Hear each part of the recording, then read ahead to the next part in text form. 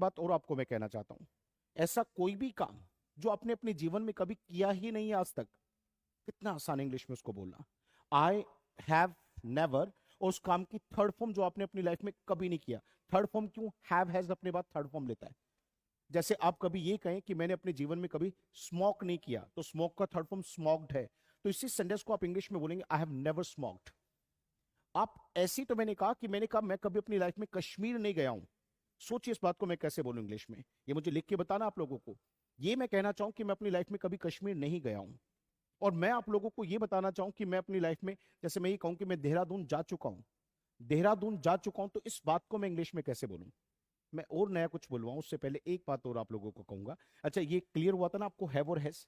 ये भी मुझे कमेंट में जरूर बताना कि हैव किसके लिए, हैज किसके लिए आपको। और बेटा आप मुझे लिख के दिखाई रहे हैं, तो ये आप मुझे बताएंगे। एक और मैं बात बोलूंगा सर, देखिए कई बार इसी सेंटेंस को हम थोड़ा सा बड़ा बोलते हैं। देखिए कैसे बोलते हैं, हम ये नहीं बताते कि मैं वहां पे जा चुका हूं, हम ये भी बताते हैं कि मैं वहां पर कितनी बार जा चुका हूं। जैसे आप लोगों को अगर मैं ये कहूं कि मैं दिल्ली तो बहुत बार गया हूं, बहुत बार मतलब काफी बार, तो देखिए किसी भी काम को कितनी बार करते हैं तो उसको टाइम से दिखाते हैं।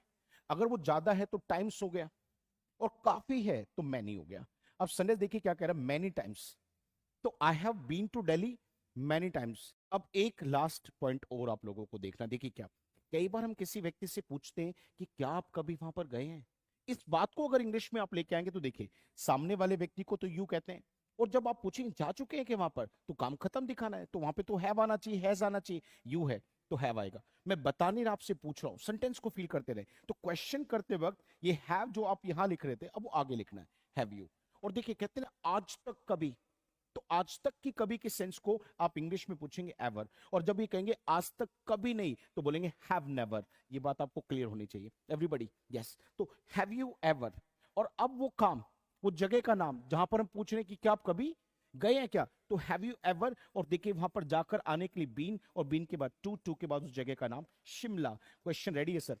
क्या क्वेश्चन पूछा आपने मेरे से? हाँ जी, ठीक बोल रहे हैं। ऑनलाइन वाले बच्चों, अगर आपको ये पूछना पड़े कि क्या आप कभी शिमला गए हैं क्या, तो इंग्लिश में कुछ ऐसे बोलेंगे, have you ever been to Shimla. That's great, बहुत बढ़िया।